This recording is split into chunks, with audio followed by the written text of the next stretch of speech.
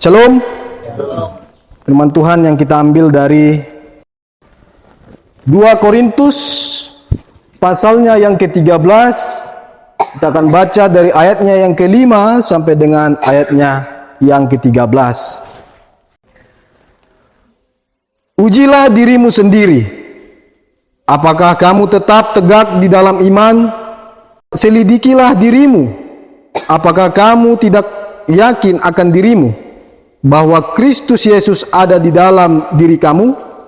Sebab jika tidak demikian, kamu tidak tahan uji. Tapi aku harap bahwa kamu tahu bahwa bukan kami yang tidak tahan uji. Kami berdoa kepada Allah agar kami jangan berbuat jahat, bukan supaya kami ternyata tahan uji, melainkan supaya kamu ini boleh berbuat apa yang baik, sekalipun kami sendiri tampaknya tidak tahan uji. Karena kami tidak dapat berbuat apa-apa melawan kebenaran, yang dapat kami perbuat ialah untuk kebenaran. Sebab kami bersukacita apabila kami lemah dan kamu kuat, dan inilah yang kami doakan, yaitu supaya kamu menjadi sempurna.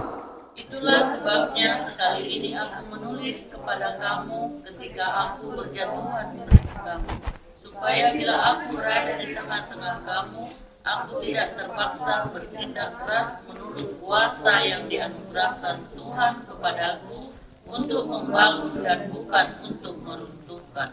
Akhirnya saudara-saudaraku, bersukacitalah, usahakanlah dirimu supaya sempurna. Terimalah segala nasihatku, sehati sepikirlah kamu, dan hiduplah dalam damai sejahtera. Maka Allah, sumber kasih dan damai sejahtera akan menyertai kamu. Berilah salam seorang kepada yang lain dengan cium yang kudus. Salam dari semua orang kudus kepada kamu. Kita bersama, kasih karunia Tuhan Yesus Kristus dan kasih Allah dan persekutuan Roh Kudus menyertai kamu sekalian. Amin. Semakin jauh pembacaan firman Tuhan, yang berbahagia ialah orang yang mendengarkan firman Tuhan serta melakukannya. Shalom. Saudara-saudara, adapun yang menjadi tema perenungan kita dalam bacaan 2 Korintus ini, hiduplah dalam damai sejahtera. Bapak, Ibu, dan saudara-saudari, tidak ada satupun manusia yang tidak pernah mengalami namanya penderitaan. Kalau ada, Bapak Ibu, nanti saya habis ibadah coba kita bercerita itu. Tidak ada satupun di antara manusia yang tidak pernah galau. Dan yang paling terbesar yang mempengaruhi kehidupan manusia bukan sukacita, tetapi ini semua akibat karena respon terhadap penderitaan. Penderitaan itu ada banyak, Bapak Ibu, tergantung Bapak Ibu yang merefleksikannya terhadap apa yang sedang kita alami saat ini. Mungkin kita saat ini mengalami penderitaan itu adalah keuangan, anak-anak, persekolahan, ataupun segala jenis lainnya. Nah, saudara-saudara, menjadi pertanyaan, apakah seseorang bisa merasakan damai sejahtera ketika diperhadapkan dengan situasi itu? Atau apakah kita bisa menemukan damai itu di tengah-tengah kesulitan, di tengah-tengah penderitaan, di tengah-tengah kelemahan, termasuk juga sakit penyakit? Dalam kondisi-kondisi seperti ini, Bapak Ibu, inilah yang sering hadir, yang menjadi warna di dalam kehidupan kita. Sehingga dalam iman Kristen, pada dasarnya ketika kita mengalami hal-hal yang seperti ini, kita membutuhkan yang namanya damai sejahtera. Namun yang terjadi kebalikannya, Bapak Ibu, bukannya justru damai sejahtera yang datang, tetapi perasaan yang lain muncul. Kekhawatiran, keputusasaan, ketakutan, kebingungan, bahkan bimbang. Putus asa, mandele. Inilah respon kita terhadap situasi itu, bukan damai sejahtera. Nah, dalam studi-studi psikologi, Bapak Ibu dan saudara-saudari, ada dua yang mempengaruhi respon manusia terhadap sesuatu yang dia pikirkan.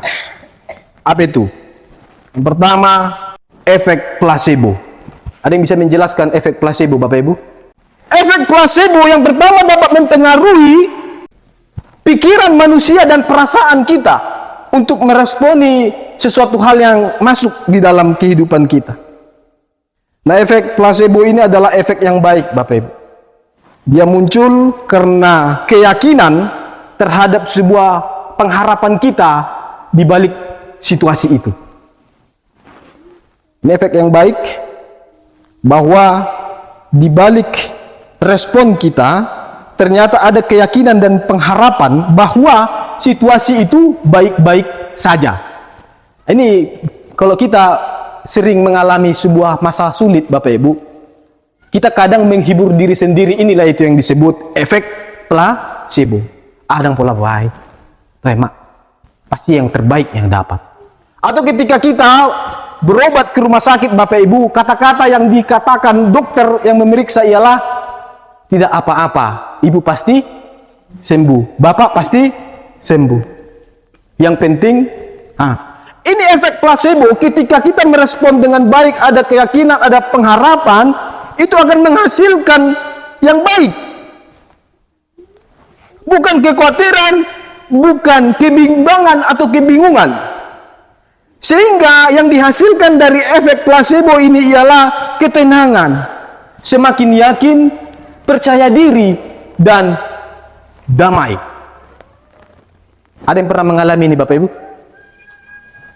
Saya pikir kita adalah salah satu efek-efek placebo itu. Kita sering menampilkan itu di dalam merespon situasi kita. Tetapi ada juga efek yang dapat mempengaruhi sebaliknya, nocebo. Nah, ini yang seringkali menjadi peranan kita ketika diperhadapkan juga dalam situasi masa sulit. Efek kebalikan dari placebo. Adanya kuat keyakinan terhadap kekhawatiran. Ada muncul masalah yang tadinya ada gejala apa itu namanya tuh? Darah tinggi, udah 170. Yang tadinya darah rendah makin turun. Ini diakibatkan nocebo. Kuatnya keyakinan seseorang terhadap bahwa hidupnya tidak akan pernah baik-baik saja. Hidupnya selalu akan buruk, hidupnya akan selalu celaka, selalu berpikir buruk, selalu berpikir khawatir. Inilah yang dipicu oleh respon efek nocebo, Bapak Ibu. Mereka akan kehilangan semangat, mate todi, keyakinannya tidak ada, tidak percaya diri, dan kurang bersemangat dalam setiap aktivitas. Nah, ada pernah dalam wawancara atau konseling, Bapak Ibu, seseorang ini berkata, aduh, mau situasi apapun, situasi rame, itu mau itu pesta pora, itu mau kegirangan, seseorang akan merasa kesepian di dalam situasi ini. Ada pernah begitu, Bapak Ibu? Ini efek nocebo. Orang lain bisa tertawa, tetapi ada satu orang yang tidak bisa tertawa di dalam satu kumpulan itu. Karena merasa semua tidak baik-baik saja. Khawatir, tidak percaya diri, tidak memiliki semangat. Nah, saudara-saudara, apa hubungannya dengan damai sejahtera yang dikabarkan oleh Rasul Paulus di dalam 2 Korintus pasal 13 ini? Saudara-saudara, sekilas kalau kita membaca teks ini sepertinya hanya kalimat penutup atau salam sapaan untuk mengakhiri dari sebuah surat dari Paulus. Namun Bapak Ibu dan saudara-saudara, kalau kita melihat mengikuti pasal 13 ini, ternyata ada makna yang tersirat yang ingin disampaikan Rasul Paulus terhadap sebuah pergumulan. Saudara, kalau kita memberikan wejangan kepada seseorang, kalau seseorang itu kira-kira belum meyakini apa yang kita sampaikan itu, pasti kita akan terus berkata supaya dia semakin yakin. Kalau kita sebagai seorang pembicara, Bapak Ibu dan saudara, untuk meyakinkan mereka ketika kita mengakhiri perkataan kita dia baik-baik saja, pasti kita akan memastikan dirinya, responnya. Nah, apa yang terjadi di dalam keberadaan jemaat di Korintus? Jemaat di Korintus adalah jemaat yang sangat dipengaruhi, banyaknya pengaruh dari kota-kota lain yang masuk ke kota Korintus, karena memang kota Korintus kota yang saat itu dituliskan sebagai kota metropolitan, jalur perdagangan, di mana mereka yang datang, kota-kota yang datang itu membawa budaya sendiri. Percampuran budaya memaksakan mereka untuk mengikuti tren gaya kekinian pada saat itu. Baik dari kepercayaan, baik dari pergaulan, baik dari persekutuan, sehingga mereka bimbang. Dan sebagian dari jemaat-jemaat yang ada saat itu di Korintus juga terbawa arus dalam situasi demikian. Mereka dilema, lah kalau enggak diikuti, kami akan merasa tertinggal. Mereka menjadi sebuah pergumulan itu di dalam diri jemaat. Banyaknya pengaruh membuat mereka bahkan meragukan kerasulan Rasul Paulus. Makanya Bapak Ibu, kalau kita berbaur sama sebuah persekutuan, carilah persekutuan yang berpikir positif.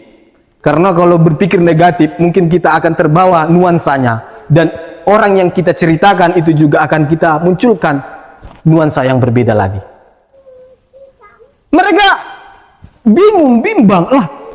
Rasul Paulus sebagai pedoman mereka ketika mereka sakit, Rasul Paulus katakan berdoa. Jadi mereka selalu ada pergumulan, katakan kepada Rasul Paulus. Paulus merespon dengan baik. Tetapi di satu sisi dengan pengaruh-pengaruh mereka bimbang dan meragukan kerasulan Rasul Paulus. Ini menjadi dilema Bapak Ibu saudara-saudari. Orang Kristen di masa 2 Korintus ini dituntut dalam hidup gaya yang baru di dalam zaman itu.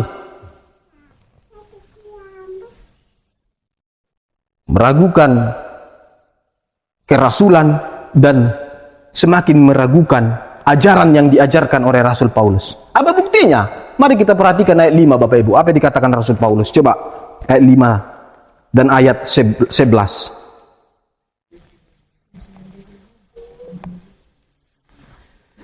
Ujilah dirimu sendiri, apakah kamu tetap tegak di dalam iman? Selidikilah dirimu, apakah kamu tidak yakin akan dirimu? Ini kebimbangan Bapak Ibu. Ini yang tadi apa tadi? Efek yang saya bilang di awal tadi. Mereka bimbang, kemudian di akhir salam Rasul Paulus ia mengatakan di ayat 11, usahakanlah dirimu supaya sempurna. Apa yang terjadi? Karena pada saat itu ada chaos atau kekacauan. Baik kekacauan iman maupun kekacauan pemahaman. Karena pada saat itu ilmu pengetahuan sudah berkembang. Pada saat itu jalur perdagangan maju. Bahasa juga maju. Seni juga maju. Usahakanlah dirimu supaya sempurna di balik ketidaksempurnaan. Ada berarti kota itu di balik kemegahannya, metropolitannya, Rasul Paulus ingin mengatakan ada sikap dari nilai-nilai manusia yang tidak baik. Pergaulan bebas, pesta pora ada di situ. Paulus memandang itu tidak baik. Jangan ikuti. Nah, saudara-saudara, untuk merespon bagaimana damai sejahtera itu bisa hadir dalam situasi-situasi sulit, kebimbangan, hiduplah dalam damai sejahtera. Mungkin kita tahu itu ada Nelson Mandela.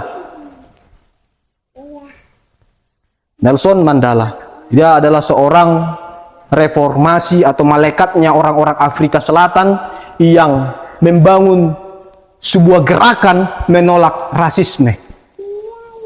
Pada saat itu ada pengelompokan kulit hitam dan kulit putih. Kalau kita mengikuti ini nanti kita searching Bapak Ibu, Nelson Mandela ini pernah sekolah di Metodis. Dia masuk dalam sekolah-sekolah politik dan tujuannya untuk memerdekakan rasisme tadi. Pengelompokan-pengelompokan. Nah, akibat yang dari ia bangun ini, ia mengalami yang namanya penghukuman.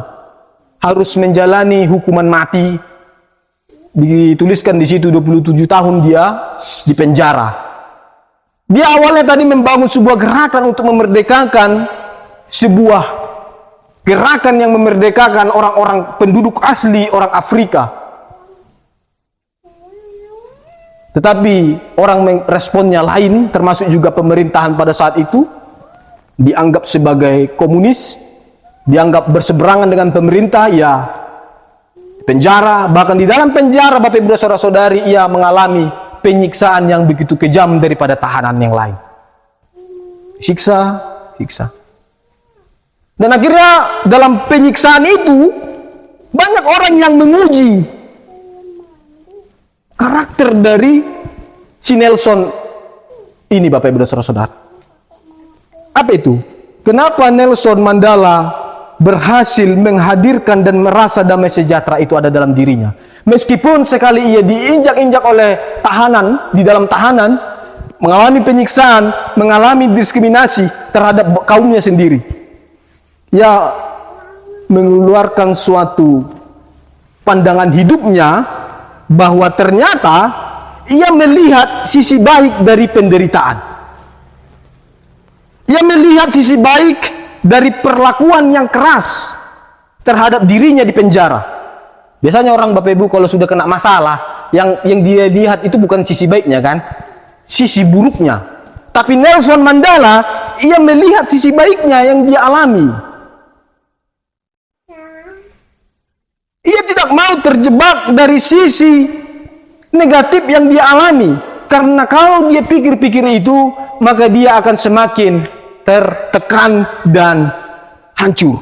Dia tidak mau dihancurkan oleh keadaan atau penderitaan itu. Sehingga ia melihat penderitaan itu dari bentuk segi positifnya, Bapak Ibu Saudara-saudari. Dihancurkan pikiran-pikiran negatif. Karena ia tahu kalau dia menghadirkan pemikiran negatif terhadap situasi yang ia alami, maka itu akan semakin memperburuk keadaannya. Sehingga ia mampu melihat damai sejahtera di balik penderitaannya sekalipun. Amin. Saudara-saudara, belajar dari Nelson Mandela ini. Saya katakan di awal, tidak ada satupun orang yang tidak pernah mengalami yang namanya penderitaan. Nelson Mandela, jemaat di Korintus, mengalami kebimbangan terhadap situasinya. Banyak orang yang terpengaruh terhadap situasi-situasi yang dia alami, meragukan kerasulan Rasul Paulus, bergeser dari yang jemaat yang tadinya katanya taat, namun meragukan karena situasi. Ini dapat kita lihat, Bapak Ibu, tak sejauh-jauh dengan jemaat Korintus. Dapat kita lihat kalau ada sedikit satupun jemaat yang misalnya katakanlah mengalami pikiran yang sulit atau masa-masa sulit. Tengoklah, apakah hadir ke gereja. Ini contohnya aja. Ini contoh konkretnya, Bapak Ibu. Ketika kita mengalami masalah, pasti kita tidak akan mampu melihat damai sejahtera Allah itu. Sehingga kita memilih untuk tidak hadir ke gereja. Gak usah jauh-jauh ke jemaat Korintus. Jemaat kita sendiri pun pasti seperti itu. Mereka yang demikian ialah mereka yang semakin memperburuk keadaannya lewat pemikiran yang dia bangun. Oleh karena itu, Bapak Ibu dan saudara-saudari, mari bangun pikiran-pikiran yang kira-kira merespon damai sejahtera Allah, sekalipun itu masuk ke dalam sebuah pergumulan, kematian, penderitaan, sakit penyakit. Amin. Mari kita bersatu dalam doa.